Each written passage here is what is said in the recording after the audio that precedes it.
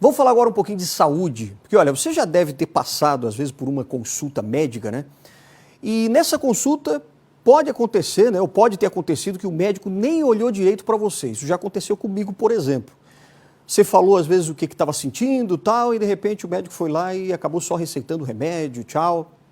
Mas parece que agora isso está mudando, hein? Já é um tema aí que vem evoluindo, principalmente lá na Europa e agora aqui no Brasil também. É a chamada Slow Medicine, ou medicina sem pressa.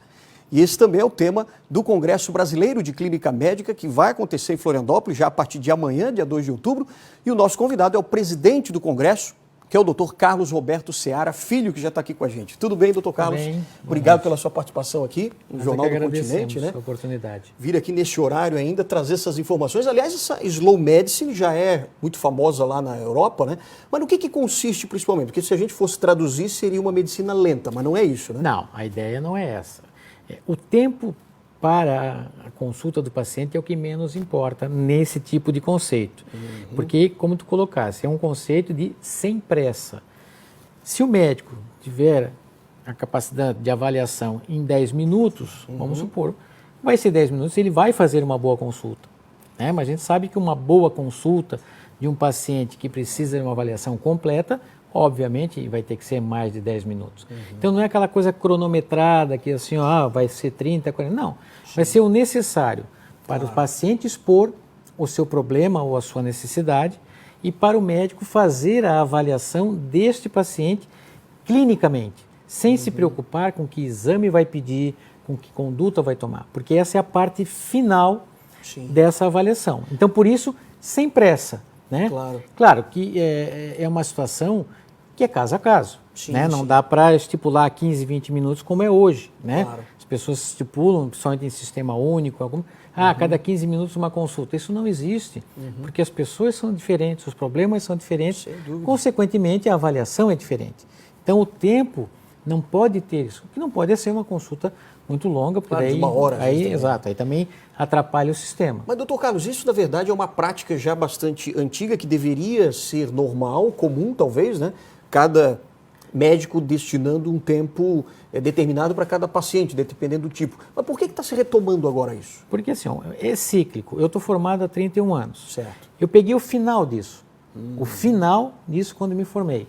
Então isso lá na década de 70, de 60, é o que está se falando agora. Por quê? Porque a relação interhumana ela está cada vez piorando.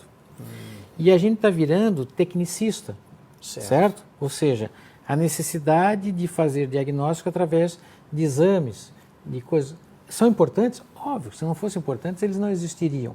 Mas isso afastou muito a relação, que é o que tu colocou no começo, entre o médico e o paciente. Então, o problema, na realidade, está dos dois lados. Não está só do nosso lado. Do nosso lado, a pressa em fazer volume, porque a demanda exige isso. Do outro lado, o paciente que acha que o mais importante, o principal é aquele médico que pede bastante exame, que dá uma receita grande, certo? E que ele sai. Então, há um desequilíbrio nisso. E vai ter até um especialista nesse congresso que vai falar sobre isso. Vem o professor Marco Bobbio, que é o que mais trabalha em cima disso. Lá na Europa, né? Na Europa, é um italiano. Ele tem um livro, o primeiro livro dele que está esgotado já há muito tempo, que é O Doente Imaginado. Olha só. E ele está no Brasil agora por quê? Porque ele está lançando o segundo livro. Certo? Então ele vem ao nosso congresso, ele vai ter uma mesa redonda sobre isso, certo? Sobre esse doente imaginado, e vai fazer uma conferência específica sobre Slow Medicine. Que bacana. Agora, esse não é só o único tema, né? Não. São vários temas. Esse é um tema fundamental, porque nós, como clínicos, defendemos. O nosso slogan hoje na sociedade assim, é o clínico, o especialista em gente. Certo? Um bom clínico ele tem que ter a capacidade de avaliar o paciente como um todo. Como se diz, do fio de cabelo até o dedão do pé. Isso faz parte. Sem dúvida. Se o paciente chegar com uma queixa de dor nas costas, nós não vamos avaliar só a dor nas costas. Nós vamos fazer uma avaliação plena desse o organismo paciente. como um todo. Né? Eu preciso ter ele como um todo, porque daqui a um mês ele pode voltar com uma dor de cabeça. No outro, daqui 6 meses, ele pode voltar com uma dor na perna, certo? Então eu já tenho que ter na primeira consulta uma ideia de quem é ele.